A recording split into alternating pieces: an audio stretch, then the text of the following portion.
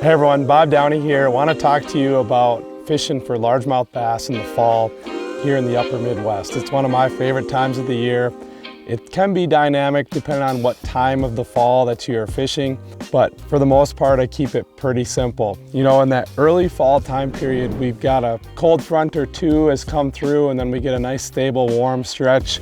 That's when I like to get up shallow and chase these largemouth around shallow vegetation. One of my go-tos is some sort of punch rig. This is 50-pound braid, 4/0 VMC hook with a Bronco bug and a 3/4 ounce weight. You know, you're fishing this in 0 to 5, 6 foot of water, whether you're up in shallow cattails, you're in little micro mats of dead weeds that are blowing into, you know, hard stem cover like a lily pad field or bulrushes, maybe even some docks. That punch rig's a really good bet. Bronco bug up in the dirt. Can't be more than a foot of water right here. Absolute tank. Gosh, that is fun. Second, I like a 3/8 ounce to a 1/2 ounce jig with a cleanup craw on the back. And this is my go-to for getting on the bank and just going, just fishing everything that's in front of me, whether it's docks, little isolated clumps of grass. You might be on a lake that has more laydowns, wood cover. A jig is a really good option for that. The jig gets big bites all year long, but the fall is one of the best times to throw a jig to generate the biggest bite of the year. Third is more that early to mid-fall period, some sort of walking topwater bait. You know, we get those cold fronts right away and then a nice little warm trend. A lot of those fish will pull up onto those shallow grass flats. There might be some gravel and rock involved too. The Jollar 127 is a really good option for covering those flats efficiently. You know, you might throw it across those isolated grass mats or grass patches up on those flats. It's a really good option and a really fun way to catch some fish in that early to mid-fall period. Now, as we move further into the fall, our temps are getting a little chillier.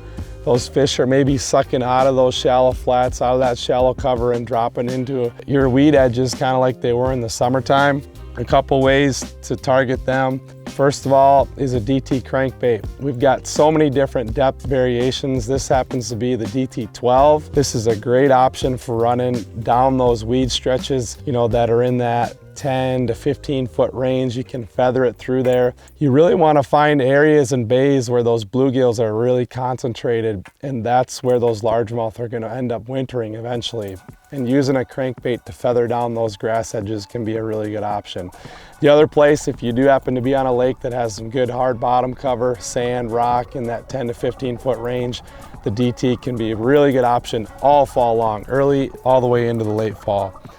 And lastly is a jerkbait, and this is a deep version. I purposefully picked out the deep version of the Maverick, because this is a killer when the water gets into that 40 to low 50s range. Sometimes you can't even get them to bite a jig or a crankbait during those time periods, but if you can get a bait down, suspended on those grass edges and just hover it in their face and you found a pot of fish, a jerkbait can be a really good option. I've had some phenomenal days for largemouth on our weed-filled lakes, you know, vegetation-filled lakes off the edges when the water's really chilly.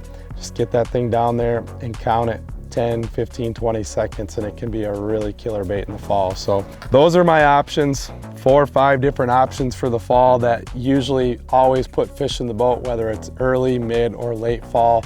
You know, try them out. You're definitely gonna put some largemouth in the boat.